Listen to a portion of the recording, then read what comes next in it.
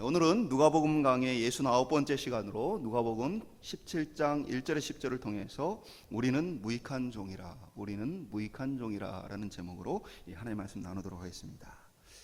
우리가 지난 시간에 이제 바리새인들을 향해서 예수님이 하셨던 말씀들을 좀 살펴봤습니다. 죽음이 찾아올 거고 그 이후에는 심판이 있을 것이다. 예수님은 지난 시간 부자와 거지의 비유를 통해서 말씀했습니다. 그리고 바리새인들을 향해서 그들 스스로 옳다 여기는 그 모습, 그리고 예수님께 나오는 세리와 죄인들을 못마땅하게 생각하는 그들의 마음 속에 자기 스스로 옳다 여기는 그런 마음이 있다는 것, 그리고 그럼에도 불구하고 그들 역시도 완전한 것이 아니란 사실, 구원에 합당하다고 생각하지만 너희가 그렇지 않다라는 경고를 예수님께서 하셨던 모습을 우리가 살펴봤습니다. 곧 옳지 않은 청지기가 장례를 준비하듯 그들은 장례를 준비해야 하고, 스스로 옳다 여기면서도 세상을 좋아하고 돈을 좋아하고 명예를 좋아하는 그들에게 삶의 변화가 회개하고 일어나야만 한다는 것을 예수님께서 강하게 경고하셨던 모습을 보게 되어집니다. 이 바리새인들의 모습을 보면 하나님을 섬긴다 하면서도 사실은 자기보다 부족하게 여겨지는 사람들을 향해서는 용서하기보다는 또 이해하기보다는 미워하고 심지어 그들을 공격하는 모습들을 우리가 종종 보게 되어집니다. 이러한 이제 바리새인들의 태도에 대해서 예수님께서 많은 부분들을 통해 경고하시고 책망하시는 모습들이 성경에 많이 나타나 있습니다. 그래서 우리는 생각하기를 바리새인들은 굉장히 나쁜 사람, 모든 부분에 있어서 참 잘못된 사람들, 이렇게 생각할 수 있어요. 그러나 그러한 이제 흑백 논리가 아니라 예수님은 사실 이제 바리새인들이 잘하고 있는 것들에 대해서도 때로는 그들에게 이제 잘했다 칭찬하시진 않지만, 그러나 그들이 잘하고 있다는 것에 대해서 인정하시며 또 그들이 잘못한 것들에 대해서는 호되게 꾸짖는 모습을 보게 되어져요. 다만 성경 곳곳에 그들에 대해서 강하게 책망하는 모습들이 많이 나타나 있는 이유는 그들이 스스로 옳다 여기는 마음을 버리지 못하기 때문에, 너희가 스스로 옳다 여기지만 그렇지 않다라는 부분들을 예수님께서 가르치시기 위해서 계속해서 그들을 책망하셨던 모습들이 더 많이 나타나 있는 것은 사실입니다. 마태복음 5장 20절에 보면 내가 너희에게 이르노니 너희의 의가 서기관과 바리새인보다 더 낫지 못하면 결단코 천국에 들어가지 못하리라. 그러니까 일반 대중들을 향해서 말씀하실 때 너희의 삶의 태도가, 또 삶의 모습이 서기관과 바리새인들보다는 나아야 한다라는 얘기를 하셔요. 그럼 이 평가에는 뭐가 있는 거예요? 지금 삶의 모습이 일반적인 대중들보다는 누가 바르고 옳은 삶을 살고 있는 거예요? 서기관과 바리새인들이 더 바르고 옳은 삶을 살고 있는 거예요. 그래서 그들보다는 더 나은 삶을 살아야 된다라고 예수님께서 책망하셨던 모습을, 대중을 책망하시는 모습을 보게 되어지는 거죠. 누가복음 11장 42절에 보면 화 있을진저 너희 바리새인이여 너희가 박하와 운양과 모든 채소의 11조는 들이되 공의와 하나님께 대한 사랑은 버리는도다. 그러나 이것도 행하고 저것도 버리지 말아야 할지니라. 이 부분에 대해서 이제 그들의 삶의 태도에 대해서 예수님께서 책망하시지만, 그러나 그들의 행동, 그들이 하고 있는 행동, 11조를 구별하여 하나님께 드리며 그들의 삶 속에서 이 하나님의 것, 또 하나님께 드려야 될 헌신, 이러한 것들을 하나님 앞에 드리는 부분에 대해서 하나님께서 잘못됐다 하지 않으셔요. 이것을 지키되 그러나 너희가 온전하게 하나님의 뜻에 맞게 행해야 할 것이다 라는 이야기를 하시는 거죠. 한마디로 얘기해서 바리새인들이 분명히 다른 사람들에 비해서 잘하고 있는 것들이 분명히 있습니다. 그래서 그러한 것들에 대해서 예수님은 백성들이 배워야 할 것, 또 제자들이 배워야 할 부분이 있다라는 것들에 대해서 말씀하기도 합니다. 그럼에도 불구하고 바리새인들에 대해서 계속해서 책망하는 말씀들이 나오는 것은 그들이 스스로 깨우쳐 돌이켜고 회개해야 되는 자기 자신을 모르고 있기 때문입니다. 이전에 우리가 살펴봤던 것처럼 예수님의 비유 속에서 잃어버린 아들을 찾는 이 아버지의 비유를 통해 보면 바리새인들을 어디에 비유했어요? 첫째 아들에 비유했어요. 그들은 아버지 곁에 있지만 사실은 마음이 아버지께 있지 않은 그러한 모습들을 통해서 이들의 겉행위는 어떻게 보면 성전 중심이고 이들의 겉행위는 하나님 중심인 것처럼 보여지지만, 그러나 정작 하나님께 온전한 마음을 갖지 못했던 그들에 대해서 말을 해주고 있습니다. 그런 면에서 본다면 바리새인들이란 하나님을 알지 못하고 예수님을 알지 못하고 신앙을 전혀 모르는 사람이 아니라 어떤 사람이에요? 신앙생활을 열심히 하고 있는, 나름대로 열심히 하는 사람이라고 할 수 있고, 오늘날 우리로 말한다면 교회와 또 교회 안에서 충성되게 행하는 사람들이라고 이해를 할 수 있는 것입니다.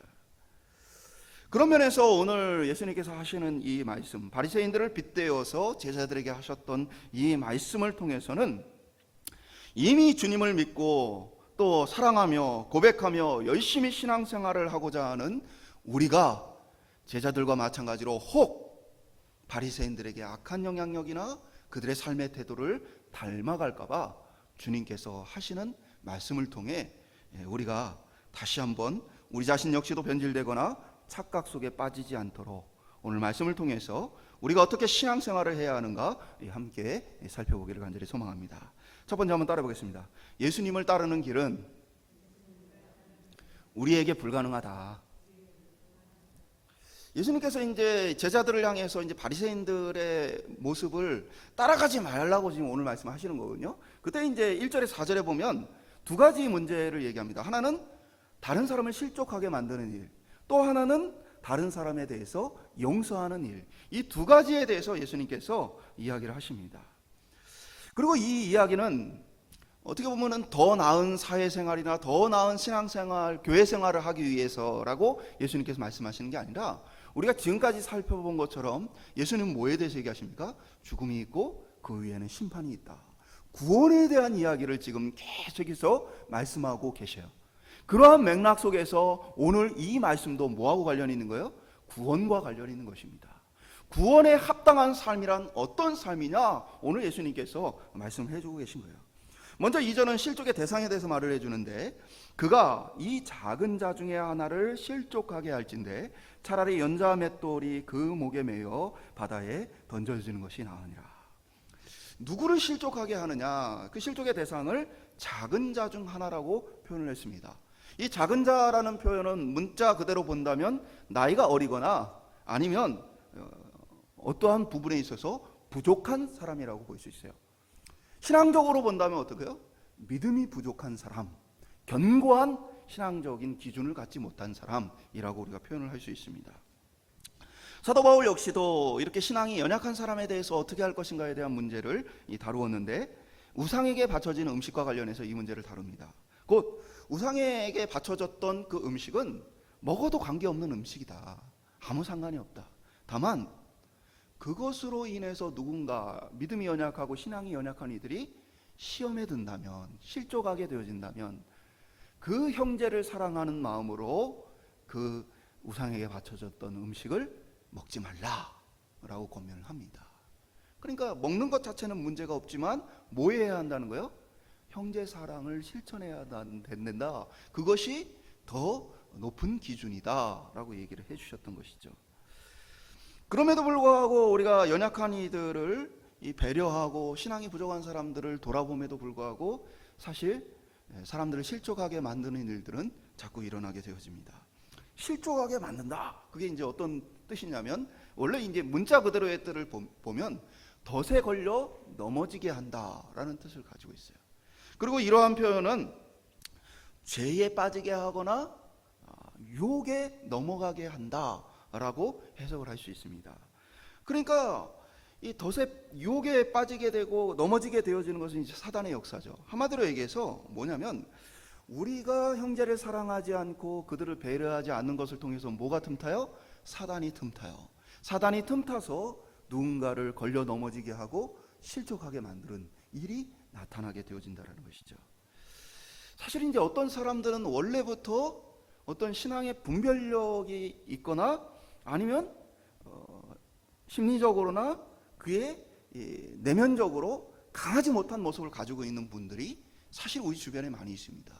이러한 이들을 우리가 좀 약한 자 중에 하나라고 이해를 해볼 수 있어요. 이러한 분들은 쉽게 이 사단의 올무에 빠집니다. 사단이 쳐놓은 함정에 쉽게 빠져요. 이 사람은 스스로의 감정에 의해서 오해하기도 하고 또 스스로의 악한 본성에 맞추어서 이 죄에 빠지기도 합니다. 그래서 이 연약하기 때문에 조금만 어떤 이제 이 유혹거리가 생기면 금방 무너지고 넘어지는 그러한 사람들이 있어요. 이제 그런 사람들과 함께 하다 보면 그런 사람들에게 조심을 하고 조심을 해도 때로는 빌미를 제공하게 되어지기도 합니다. 예를 들면 이제 심리적으로 굉장히 약한 상태에 있는 분들은 종종 그런 이제 마음들을 가져요. 누군가가 모여서 이야기를 하고 있으면 혹시 내 얘기를 하고 있는 것은 아닌가, 내 욕을 하고 있는 것은 아닌가. 사실은 아무 상관이 없는데도 불구하고 스스로의 마음이 연약하고 스스로의 마음이 부족하기 때문에 지금 어려운 상태에 빠져 있기 때문에 그렇게 스스로 오해하고 착각을 해요. 근데 이제 그런 분들과 같이 이 교제를 하다 보면 뭐예요? 그분이 멀리서 오고 있을 때 다른 분들하고 대화를 하는 일이 생기겠어요? 안 생기겠어요? 당연히 생기겠죠. 나는 조심을 하고 조심을 해도 그분 스스로 생각하기를 내 욕을 했나? 나에 대한 이야기를 했나? 라고 생각을 하면서 혼자 착각을 하고 혼자 시험에 들 수 있어요? 없어요? 있어요. 그런 일도 어마어마하게 많이 일어납니다.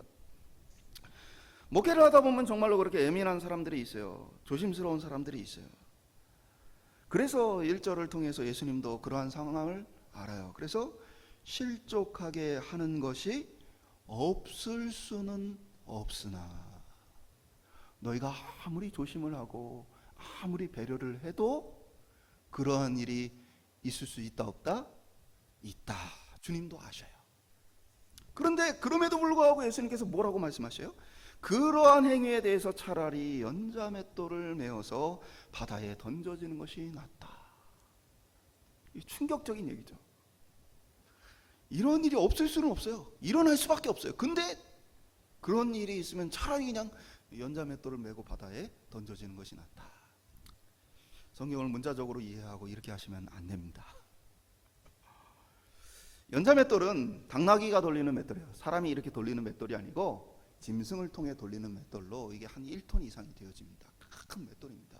그걸 메고 바다에 던져지라는 얘기는 살라는 얘기예요? 죽으라는 얘기예요? 죽으라는 얘기죠. 이게 비유법이지 문자적으로 다 죽으라고 그러면 지금 이 자리에 있을 사람이 없어요. 다 우리가 불충성해서 이 자리에 살아있는 거죠.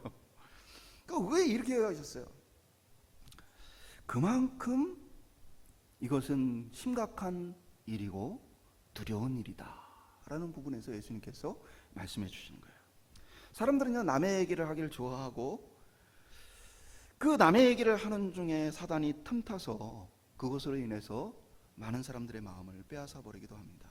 그러면서 어떠한 이들은 교회 다니기가 싫다, 사람 만나는 것이 싫다, 그러한 이야기를 하기도 합니다. 우리는 사람 때문에 교회 다니는 것은 아니지만 그러나 누군가가 나 때문에 실족하고 또 신앙을 잃어버리게 해서는 안 된다는 사실입니다. 또 하나는 이제 용서하는 일에 대한 이야기가 나옵니다. 4절은 하루에 7번이라고 표현했죠. 만일 하루에 7번이라도 내게 죄를 짓고 7번 내게 돌아와 내게 회개하노라 하거든 너는 용서하라 하시더니. 7이라는 숫자는 단순히 이제 7번만을 얘기하는 건 아니고 사실은 이제 다 용서하라, 무한히 많은 것을 용서하라, 끝까지 용서하라라는 것을 대표하는 수입니다. 근데 한번 그냥 문자대로 한번 7번을 생각해 보십시오. 하루에 나에게 와가지고 7번 상처 준 사람 용서하기가 쉬울까요? 사실 우리는 한 번만 내 기분을 나쁘게 하고 나를 난처하게 하고 내 마음을 괴롭게 하면 그거 오래 가죠. 근데 이 사람을 용서했어요. 그리스도의 사랑으로 용서했어요. 근데 하루도 안 갔는데 똑같은 죄를 또 짓고 그렇게 잘못을 했어요. 용서하기가 쉽겠어요? 근데 그 7번이라고요?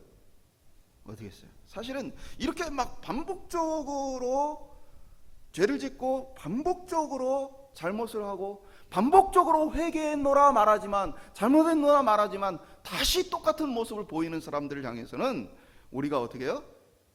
실망을 느끼게 돼요. 이 사람은 안 되는 사람인가 보다 하고 그 사람과의 관계를 멀리하고 실망하여서 이렇게 포기하기도 하고 때로는 이 사람이 진짜 잘못했다고 생각해서 그런 게 아니라 말로만 지금 내가 용서를 해주니까 말로만 지금 나한테 와서 잘못했다 그러는 것 아닌가? 나를 가볍게 보고 우습게 보는 것 아닌가? 이렇게 생각되어지기도 하고 분노가 일어날 수도 있어요. 이 사람 의도적으로 이러는 것이 아닌가 하고 분노가 일어날 수도 있어요. 그런데 예수님의 말씀처럼 그러한 일을 향해서 내가 용서를 한다는 일 역시도 사실은 앞에 실족하게 하는 일과 마찬가지로 뭐 하는 일이에요? 우리에게 불가능한 일입니다. 우리가 할 수 없는 일입니다. 할 수 없는 일인데요, 사실은 또 하면서 삽니다. 제가 집에서 집안일을 잘 안 하는 편입니다. 사실은 요즘 이제 젊은 이렇게 남자분들, 남편분들에 비해서 그렇게 뭐 집안일을 많이 하는 편은 아닙니다. 그게 이제 저희 어머니가 저를 너무 귀하게, 큰아들 귀하게 키우셨어요. 그래서 손에 물 안 묻히고 살게 너무 귀하게 잘 키워주셨어요. 희생적으로 사셨어요. 그러니까 제가 이 집안일 잘 안 합니다. 저희 아내가 자주 화를 냅니다. 화를 냅니다. 왜 이걸 안 해놨냐. 그쵸, 생각해보면 참 제가 많이 일을 해야 되는데 진짜로 잘 안 하는 때가 많아요. 그래서 어쩌다 한 번 하고 또 왜 이렇게 생색을 내느냐. 제가 죄인이에요. 근데 저희 아내가 보면 지금까지 같이 살고 있어요. 이게 놀라운 일인 거죠. 용서하고 또 용서하고, 화가 나지만 또 용서하고, 그 용서의 은혜로 제가 아직 이혼을 안 당하고 살고 있습니다. 지금 그런 남편들 교회에 많죠. 은혜로 살고 있는 거예요. 왜 그러겠어요? 이게 사람이 변화되어지고 바뀌어진다는 게 사실은 쉽지 않습니다. 의도적으로 그러는 게 아니라 몸에 밴 것이 있고 또 변화되기까지의 과정들이 많이 필요합니다. 그리고 생각을 하면서 내가 오늘은 이렇게 해서 아내를 기쁘게 해줘야지, 아내의 마음을 즐겁게 해줘야지 결단과 각오를 하고 하는 날도 있지만, 어떤 날은 정신없이 살다 보면은 아무것도 안 하고 집에 앉아있고 있는 모습을 보기도 해요. 우리의 모습을 보면 사실은 도저히 주님의 말씀을 따른다는 것이 어렵습니다. 누군가를 실족하게 하는 일이 없을 수는 없다. 계속해서 그렇게 용서해야 되는 것도 우리에게 쉬운 일은 아닙니다. 한마디로 도저히 할 수 없는 일입니다. 예수님 뭘 얘기하시는 거예요? 바리새인들이 착각하고 있는 것들에 대해서 얘기하는 거예요. 바리새인들은 뭘 통해 판단을 해요? 자기의 삶을 하나님의 말씀을 통해서 자기를 바라보질 않고 주변 사람들과 상황을 통해서 자기를 바라봅니다. 그러다 보니까 세리와 죄인과 같은 사람들보다는 자신이 하나님의 말씀을 더 잘 지켜요, 안 지켜요? 더 잘 지킵니다. 예수님도 그러한 부분에 있어서 그들의 삶의 행동에 대해서 인정을 해주신 것처럼 자기들이 생각하기에도 세리와 죄인들보다는 자신들의 삶이 율법과 하나님의 말씀에 더 맞는 삶을 살아요. 그러니까 그들 스스로 뭐라고 생각하는 거예요? 나는 옳다 생각을 하는 것이죠. 문제는 어디에 있어요? 그들이 하나님의 말씀과 하나님 앞에 자신을 비춰보지 않았다는 것입니다. 하나님의 기준은 어떤 것이에요? 사람의 힘으로 도저히 감당할 수 없는 수준과 기준이라는 것이에요. 그것을 제대로 인식을 했다면 내 힘으로 하나님 말씀을 따라 살고 이 율법을 지켜 사는 것이 어렵고 불가능하구나, 어렵다 정도가 아니라 불가능하구나 라는 것을 깨달았을 거예요. 그것을 깨달은 사람들은 어떻게 해요? 하나님 앞에 용서를 구하며 하나님의 은혜를 구하며 하나님의 도우심을 구하며 하나님께 매달리는 삶을 살 텐데, 바리새인들은 하나님의 기준이 그들 속에 없기에 당당한, 스스로 옳다 여기는 삶을 살았다는 것입니다. 오늘 우리는 예수님을 따라가는데 우리가 철저하게 무능력하다는 사실을 깨달아야만 합니다. 금방 우리는 변질되기 쉬워요. 정말 어렵고 힘들 때에는 예수님 없으면 안 될 것처럼 매달리다가도 조금만 삶이 나아지고 조금만 이 자신이 예수님을 기쁘게 하는 것과 같은 마음이 들면 금세 우리 마음에 뭐가 들어요? 교만이 찾아와요. 주님을 찾지도 않고 구하지도 않아요. 내가 하고 있는 일이 자랑스럽고 나 자신이 즐거울 뿐이에요. 그러면서 하나님과의 관계가 멀어지는 것을 깨닫지 못한 채 착각 속의 기쁨 속에 스스로 사는 모습을 보게 되어집니다. 예수님을 따라갈 능력이 우리에게 없고, 이 능력은 주님께서 우리에게 선물로 주실 때 주의 도우심으로만 그것이 가능하다는 사실입니다. 우리는 그 하늘의 선물을 간구하며 살아야 합니다. 오늘 예수님은 제자들 향해서 바리새인들이 걸어갔던 이 걸음을 제자들로 걷지 않도록, 그들이 비록 지금 예수님 곁에 있고 사람들이 우러러보면서 예수님 곁에 있는 특별한 사람인 것처럼 그들을 우러러보지만, 그들은 하나님의 도우심이 절대적으로 필요하다는 사실을 잊지 말 것을 다시 한번 말씀하시는 거예요. 너희 자신을 하나님 말씀에 비추어 봐라. 너희가 다른 이들을 이렇게 배려할 수 있느냐? 너희가 다른 이들을 이렇게 용서할 수 있느냐? 너희는 하나님의 도우심이 필요하다. 오늘 저희들 마음속에 나 자신은 무능력합니다. 주의 말씀에 비추어서 나는 힘이 없습니다. 나를 도와주십시오. 간구할 수 있는 저와 여러분 될 수 있기를 간절히 축원드립니다. 두 번째 따라보겠습니다. 위대한 믿음으로 예수님을 따르는 것이다. 예수님이 이 기준을 탁 들었을 때요, 충격받았을 거예요. 그러면 누가 구원을 받을 수 있을까? 누가 정말 하나님의 백성, 하나님의 자녀가 될 수 있을까? 그럴 만한 사람이 없다. 이 제자들도 자기 자신을 보면서 충격을 느낀 거예요. 예수님이 이 말씀을 딱 듣고 나니까 자신들이 자격이 없고 또 자신의 힘으로 그것을 감당해낼 만한 능력이 자신이 없다는 것들을 그들이 깨닫게 되어집니다. 이 충격 속에 예수님의 제자들, 사도들은 5절에 이렇게 말합니다. 사도들이 주께 여짜오되 우리에게 믿음을 더하소서 하니, 우리 감당을 못하겠습니다. 우리가 도저히 예수님 말씀하신 것을 따라갈 수가 없습니다 라고 그들이 고백하며 자신들에게 믿음을 더해달라고 간구하는 모습을 보게 됩니다. 근데 예수님이 또 한 가지의 또 충격적인 말씀을 하십니다.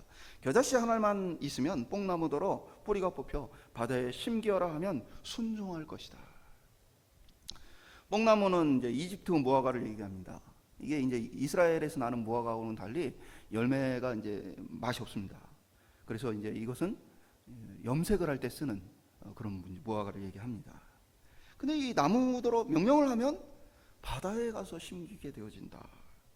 이것을 이제 문자 그대로 이제 또 해석을 해가지고 열심히 하시면 하나님이 나를 버리셨나? 제가 어렸을 때 그랬어요. 기도하면서 나무가 뿌리가 뽑혀가지고 강에 다 옮겨지게 해달라고 했는데 안 되더라고요. 믿음이 있으면 된다고 그러는데 나 아직 겨자씨만한 믿음이 없나? 하나님이 혹시 내 기도를 안 듣나? 뭐 이런 생각을 많이 해봤어요. 이 속담이에요, 속담. 이것은 산이 옮겨진다라는 표현과 같이 극복할 수 없는 엄청난 일이 일어나게 되어진다, 기적이 나타나게 되어진다 라는 것을 보여주는 속담입니다. 유대인들의 속담이에요. 그러니까 믿음이라는 것은 그들이 기대하고 생각하는 것 이상의 놀라운 일을 일으키는 대단한 것이다 라고 예수님 말씀하시는 거예요. 그러니까 뭡니까? 실족하지 않게 하는 것, 그리고 누군가를 끊임없이 용서하는 것, 이거 불가능한 일이에요. 근데 믿음은 어떤 것이에요? 그 불가능하는 것을 우리 속에 나타나게 하고 일어나게 한다는 거예요. 그러므로 이 기적을 통해서 정말 믿음을 가진 사람들이 어떻게 하게 되죠? 다른 이들을 배려하기 시작하고 다른 이들을 향해서 용서하기 시작한다는 거예요. 그 마음에 응어리지고 있던 것, 하루에 7번씩 내 삶을 망가뜨리고 내 마음을 아프게 했던 이들을 용서하게 되어지는 변화가 믿음을 통해 나타나게 되어진다, 주님은 말씀하시는 거예요. 그러니까 이 무슨 얘기를 하는 거예요? 불가능하다. 그럼 우리는 어떻게 하느냐? 라는 이 제자들의 탄식 속에서 예수님이 뭘 제시하는 거예요? 해결책을 제시한 거예요. 그것은 너희가 구하는 대로 그 믿음, 너희가 잘 대답했다, 그 믿음을 구하는 것이다. 믿음을 구하면 그러면 너희 속에 놀라운 변화가 일어나게 되어질 것이다, 주님 말씀하시는 거예요. 마태복음 17장 20절에 보면 너희에게 믿음이 작은 까닭이라 진실로 너희에게 이르노니 만일 너희에게 믿음이 이 겨자씨 하나만큼만 있어도 이 산을 명하여 여기서 저기로 옮겨지리라 하면 옮겨질 것이요 너희가 못할 것이 없으리라. 그러니까 그들 스스로 불가능하다 생각했던 것, 너희가 할 수 없을 것이다 생각했던 일들이 어떻게 되어진다고요? 할 수 있게 되어진다 말씀하시는 거예요. 그리고 이 믿음이라는 것은 예수님의 이 말씀 속에 보면 자라나는 것입니다. 겨자씨라는 것은 천국을 비유하는 표현이죠. 또 믿음을 비유하는 표현입니다. 작지만 점점 자라 나무가 되어지는 것이라고 설명하십니다. 믿음은 작지만 자라게 되어지고 열매를 맺게 되어 있습니다. 오늘 우리에게 이 믿음이 주어졌어요. 이 믿음은 위대한 선물입니다. 이것으로 말미암아 우리는 새로워질 수 있습니다. 이것으로 말미암아 우리는 하나님의 말씀을 따를 수 있게 되어집니다. 우리 속에 변화가 나타나게 되어집니다. 그러나 이 믿음은 우리 속에서 나온 것이 아니고 하나님이 우리에게 주신 선물입니다. 선물로 주님께서 우리에게 주신 것입니다. 우리에게서 나온 믿음은 보잘것없어요. 우리에게서 나온 믿음은 한계가 있어요. 금방 변질되기도 하고 무너지기도 합니다. 그러나 하나님께서 우리에게 주신 믿음은 강력한 생명력을 가지고 우리 전부를 바꾸기까지 멈추지 아니하십니다. 놀라운 기적을 일으켜 우리를 새 사람 되게 하십니다. 우리로 불가능하던 것들을 우리로 가능하게 하십니다. 한번 생각해 보세요. 내가 예수를 믿고 변화되는 것이 무엇이 있는가? 예수님을 믿고 내가 어떤 면에서 새 사람이 되었는가? 믿음은 우리를 새 사람 되게 한다는 거예요. 만약에 내가 하나도 바뀐 것이 없다면, 그렇다면 우리는 내 속에 있는 믿음에 대해서 다시 한번 하나님께 믿음을 달라고, 내가 예수를 믿고 따를 능력을 달라고 구해야 합니다. 사도 바울은 이러한 믿음의 성숙을 통해서 빌립보서 4장 13절을 통해 이렇게 고백합니다. 내게 능력 주시는 자 안에서 내가 모든 것을 할 수 있느니라. 다 할 수 있다는 거예요. 가난해도 좋고 부유해도 좋고 내가 추워도 배고파도 어떠한 상황과 어떤 형편에 있어도 나의 하나님을 향한 마음과 그 안에 살아갈 삶의 모습은 변하지 않을 것이다. 나는 정말 그 모든 것을 감당할 능력을 내가 이제 배우게 되었다. 일체의 비결을 배웠다 라고 이야기를 하게 되어집니다. 그리스도인은 어떤 상황과 어떤 처지에 놓여도 그리스도를 따를 능력, 그의 말씀을 따를 능력이 그 속에 있다는 것입니다. 오늘 우리가 좀 핑계하지 않았으면 좋겠어요. 하나님 그거 불가능해요. 하나님 그거 안 돼요. 하나님 내가 다른 사람들 다 그렇게 사는데 내가 꼭 그렇게 살아야 합니까? 여러 가지 핑계와 여러 가지 모습들로 우리가 포기해 버릴 수 있어요. 그러나 신앙을, 믿음의 걸음을 포기하지 마십시오. 그 자리에서 구하는 게 필요해요. 오늘 제자들처럼 주님 이 믿음이 그처럼 대단한 것이라면 나에게 믿음을 더해 주십시오. 아직은 제가 그것을 따라갈 만한 결단과 각오와 능력이 부족합니다. 하나님 그대로 살아갈 만한 삶의 능력이 내게 부족합니다. 그러나 나는 비록 부족하지만 주님을 따르고 싶은 마음이 있고 주의 말씀을 따라 살고 싶은 마음이 있습니다. 그러니까 연약한 나에게 믿음을 더해 주십시오. 오늘 저와 여러분의 삶 속에 주님 앞에 이 소망을 가지고 살 수 있기를 간절히 축원드립니다. 믿음이 삶을 바꾸고 행동을 바꾸고 믿음이 우리의 구원에 합당하게 우리 새 사람 만들게 되어진다는 이 확신 속에서 하나님의 도움을 날마다 더 간절히 찾는 복이 저희들에게 있어서 그 열매를 보고 삶의 변화를 보며 우리의 삶의 영적 만족이 풍족한 그런 은혜가 있기를 축원드립니다. 마지막으로 따라해 보겠습니다. 우리는 무익한 종이다. 예수님이 사도들을 향해서 종으로 비유합니다. 밭을 갈거나 양을 치는 종입니다. 주인이 시키는 일을 하루 종일 수고하는 종입니다. 오늘 비유를 통해서 주인이 하루 종일 수고를 하다가 돌아왔습니다. 주인이 늦게 돌아왔어요. 뭘 했는지 정확하게 기록되어 있지 않지만 자기 볼일을 보고 열심히 일을 하다가 돌아왔어요. 근데 종은 어떻게 해요? 종은 하루 종일 집안일을 하고 주인이 없는 그 상황 속에서 해야 될 일들을 다 하고는 밤에 어떻게 하고 있어요? 주인을 기다리고 있어요. 잠을 청하지 못하고 아직 돌아오지 않은 주인을 기다리고 있습니다. 그때 이제 주인이 돌아오게 되어지면 이 사람 어떻게 합니까? 이 당시에 이제 허리를 띠라, 허리띠를 띠라라는 표현이 나오는데 그 뭐냐면 이제 당시 의복, 그 사람들이 통짜로 된 옷을 입었습니다. 그래서 이제 어떻게 보면은 통짜로 된 긴 옷을 입고 있었기 때문에 그 옷을 입고는 활동을 할 수가 없습니다. 그래서 활동을 하려면 허리로 끈을 띄어야만 활동할 수 있었어요. 그러니까 이제 허리를 띠라는 얘기는 뭡니까? 열심히 일할 준비를 하라는 얘기죠. 그러니까 주인이 와서는 야, 내가 늦게 왔으니까 가서 편안히 쉬라 이런 게 아니고 뭐예요? 와서 이제 주인의 밥상을 차리고 그리고 그 옆에서 주인의 시중들 준비를 합니다. 물 갖고 오라고 하면 물 갖고 오고 오늘 어떻게 됐느냐 물어보면 대답하고 그럴 준비를 하고 있는 거예요. 피곤하고 힘들지만 이 종이 충성을 다해서 그 일을 하는 겁니다. 오늘 이제 우리가 이렇게 오해할 수 있어요. 주인이 못됐다. 저녁에 그렇게 수고했으면 빨리 종을 쉬게 해야지. 이건 노동법에도 이렇게 걸린다. 몇 시간이 있으면 몇 시간 쉬게 해야 되는데. 이렇게 생각하면 안 돼요. 본문은 그런 얘기를 하고 있는 게 아니에요. 본문은 당시 사람들의 상식에 맞추어서 그 메시지를 전한 거예요. 그러니까 당시 사람들의 상식은 어떤 거예요? 오늘날 우리의 상식으로 생각하면 안 됩니다. 그러니까 당시 사람들에게는 이거는 당연한 일인 거예요. 주인이 돌아오지 않았는데 종이 그냥 집에 가서 편안하게 쉬고 있는 건 말이 안 되는 거죠. 종은 기다려야 하는 것이고, 주인이 오면 맞아들여야 하는 것이고, 그 발을 닦고, 그리고 음식을 차리고, 그리고 쉬게 하고, 그리고 그가 몸을 쉬기든지 그 시간에 열심히 할 준비를 해야 되는 게 당연한 종의 모습입니다.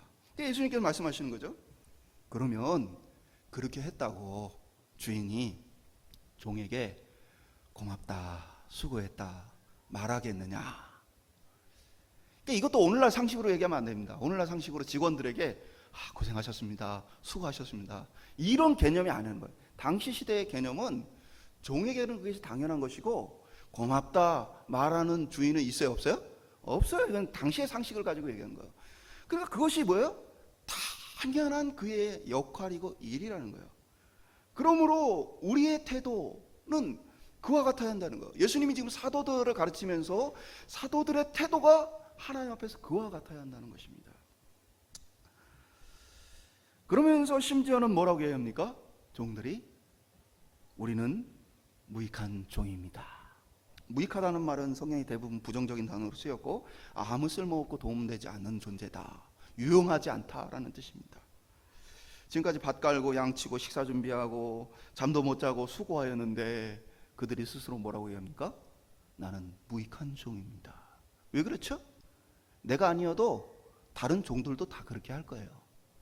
그리고 이 당시에 이제 종에 대한 우리가 좀 이해를 할 필요도 있는데, 좋은 집에 있는 종들은 사실은 굉장히 행복한 삶을 살았습니다. 당시에 경제 상황이 무너졌고 오랜 전쟁으로 인해서 전반적인 사람들의 삶이 굉장히 힘들었었기 때문에 부유한 집에 종으로 있다는 것은 먹을 것이 해결되어지고 삶이 해결되어진다는 뜻이에요. 누구든 그 사람 집에 들어가 살고 싶은 마음들이 넘쳤던 시대라는 것이죠. 그러니까 이 종의 태도가 이상한 태도가 아니라 그 당시 사람들의 상식으로는 어떻게 되는 거예요? 이해되어지는 거예요. 당시 사람들의 상황과 형편 속에서는. 그러면서도 저는 무익한 종입니다. 여기서 뭐예요?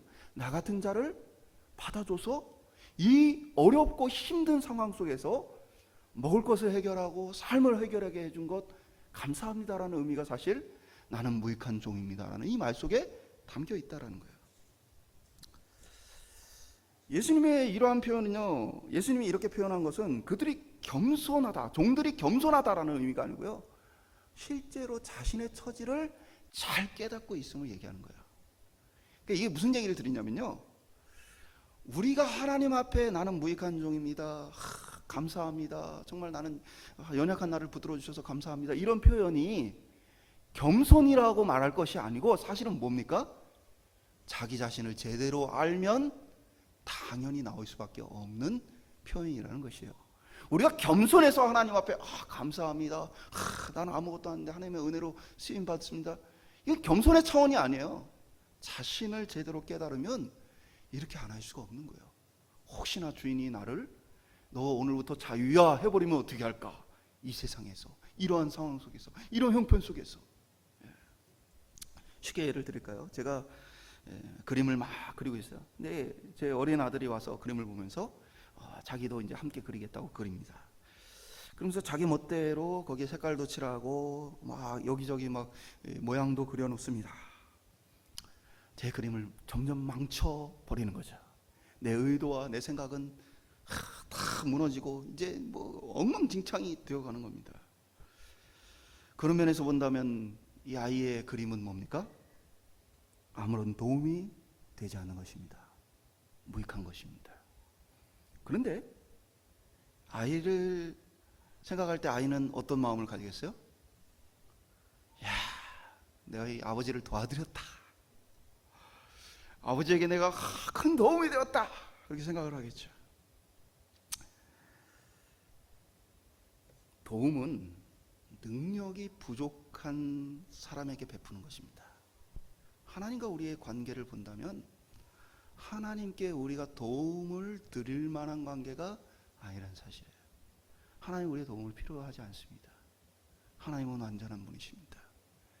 우리는 작은 일을 하고도 내가 능력이 있다, 내가 하나님께 큰 도움이 되었다 라고 착각하기도 합니다. 그러나 사실은 면밀히 본다면 우리가 하나님의 일을 한답시고는 계속 사고만 치고 있는지도 모릅니다. 교회 안에 헌신하는 분들이 많이 있습니다. 그런데 그 속에 내가 무익한 존재다라는 사실을 깨닫지 못하면 사실은 우리가 쉽게 바리새인들처럼 변질될 수 있다는 사실입니다. 쉬운 예를 들어볼까요? 이 교회들을 보면 이제 항상 교회들 유행이 있습니다.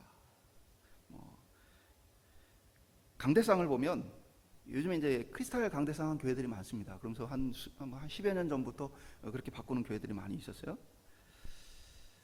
저는 개인적으로 크리스탈 강대상 안 좋아합니다. 그러니까 여러분 아무 걱정하지 마시고, 저는 약간 이제 설교하는 패턴이 이렇게 강대상에 약간 기대기도 하고 좀 그런 편이라 크리스탈 강대상으로 하면 제가 이렇게 기대는 모습 이런 게 다 나타나기 때문에 좀 별로 안 좋아요. 저의 부족함을 가려주는 강대상이 좋아요. 근데 오해 없으라고 말씀드린 거예요. 근데 한동안 이것이 유행하면서 교회에서 목사님들이 크리스탈 강대상으로 바꾸는 분들이 많이 생겼어요. 그러면서 동시에 이제 무슨 얘기가 이제 많이 나왔냐면 강대상을 바꾸고 쫓겨나는 목사님들이 많다.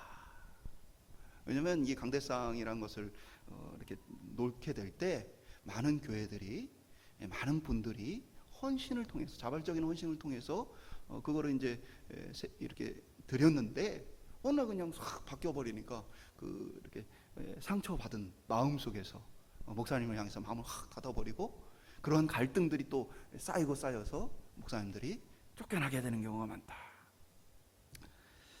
강대상을 헌물한 것은 뭡니까? 하나님께 드린 헌신입니다. 그리고 그것을 통해서 이 설교나 예배가 잘 진행되도록 돕고자 하는 마음으로 드린 겁니다. 그런데 이거는 내가 한 거야, 이거는 내가 한 거야 라는 마음이 들어와서 어떻게 되어지는 거예요? 자신이 드렸던 본질을 잃어버린 거예요. 그것이 사라지는 것이 싫고 어떻게 보면 다른 것들로 변화되어지는 것이 싫은 것이죠. 그러니까 우리의 헌신과 우리의 이 하나님을 향한 마음도 변질되기 쉬워요, 안 쉬워요? 쉬워요. 하나님께 드렸던 첫 마음과 첫 생각을 잃어버리기가 쉽다라는 거예요. 그래서 우리에게 필요한 것은 우리의 드리는 봉사와 희생이 무익한 것입니다 라는 고백이 필요한 것입니다. 헌신과 봉사를 하고 나서는 그것에 대해서 하나님 앞에 영광 돌린 것으로 마무리해야 합니다. 여전히 내 안에 계속해서 그것에 대한 영광을 취하려는 마음이 있으면 어떻게 되어져요? 변질되기 쉽다라는 거예요.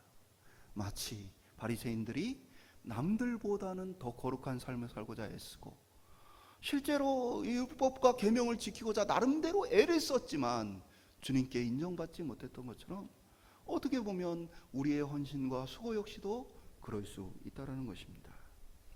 말씀드린 대로 예수님의 말씀대로 살아가는 것, 그것은 구원받는 삶이고 주를 위한 것이고 그것은 우리로 할 수 없는 것입니다. 우리는 그 속에서 우리가 전적으로 무능하다는 사실을 깨달아야만 합니다. 나는 무익한 종입니다. 나는 무익한 종입니다. 날마다 우리 속에 이 고백이 있기를 간절히 소망합니다. 내 헌신과 희생을 생각하지 않고 하나님께 영광 돌린 것으로 만족하고 기뻐하는 은혜가 있기를 소망합니다. 하나님도 그런 분이세요. 아들이 제 그림을 망쳤다고 제가 걔한테 화를 내겠어요? 화를 낼 것 같으면 아들이 안 보이는 데서 그렸겠죠. 그러나 걔가 그림을 같이 그리도록 했던 것은 아이와 함께하는 것이 즐거웠기 때문이에요. 마찬가지예요. 하나님이 하나님의 역사를 이룰 때 하나님 혼자서 다 하실 수 있어요. 근데 하나님 뭘 기뻐하세요? 하나님의 사랑하는 사람들을 통해 일하기를 기뻐하셔요. 그것을 통해 그들과 함께하기를 원하셔요. 때로는 그들이 그것 때문에 문제를 일으키기도 하고 부족한 모습이 있기도 하지만, 그러나 그럼에도 불구하고 하나님은 그들과 함께하길 원하죠. 그러면서 말씀하신 거예요. 잘했다. 망쳐진 그 그림을 보고 이야기하는 거. 와, 멋있다. 야, 너는 재능이 있다. 너는 대단한 아이다. 주님도 연약한 우리를 위해 칭찬하십니다.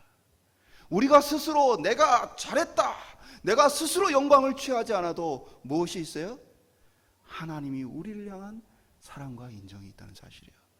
사람에게 인정받으려고, 사람에게 칭찬받으려고 하지 마시고 그저 묵묵히 하나님 앞에 인정받고 칭찬 듣는 사랑스러운 무익한 종이 저와 여러분 되시길 소망합니다. 말씀 맺도록 하겠습니다. 우리는 무익한 종입니다. 무익한 종이라 고백할 수 있는 사람은 은혜를 아는 사람입니다. 바리새인들이 부족했던 것은, 그리고 그러한 모습들처럼 변해가기 쉬웠던 지도자들이 될 이 사도들의 경계, 제2, 제3의 바리새인 될 수 있는 그러한 위험성에 대해서 주님은 하나님의 말씀이란 것은 인간의 힘으로 따라갈 수 없는 것이다 분명하게 선언하십니다. 그리고 그것을 통해서 날마다 하나님 앞에 도움을 구해야 한다는 사실을 잊지 말라고 하십니다. 믿음을 구해야 한다. 믿음을 구해야 한다. 그리고 그것을 통해 이루어진 모든 결과들을 통해서 스스로 잘했다, 바리새인과 같이 스스로 옳다 여기지 말고 하나님 앞에서 나는 무익합니다. 오직 하나님의 은혜로 삽니다. 이 고백을 하길 원하십니다.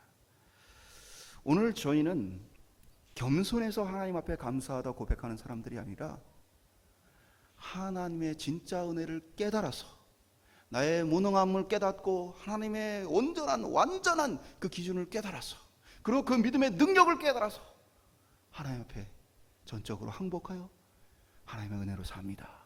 진정으로 고백하는 저와 여러분이 될 수 있길 소망합니다. 그리고 그러한 부족한 이들을 향해서도 주님이 칭찬하시고 잘했다 하시는 것과 같이 저희들의 삶이 주님 앞에 인정받는 귀한 믿음의 삶이 되시기를 주님의 이름으로 간절히 축원드립니다.